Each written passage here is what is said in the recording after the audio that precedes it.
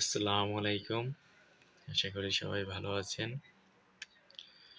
রমজান মাস, সবাইকে রমজানের শুভেচ্ছা।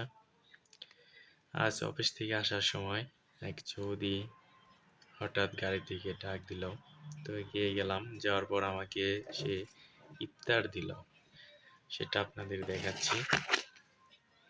এটা হচ্ছে খেজুর, একটা জুস, একটা পানি, আর এটা হচ্ছে বাসমতি চাউলের ভাত। এটা শুধু সাদা ভাত।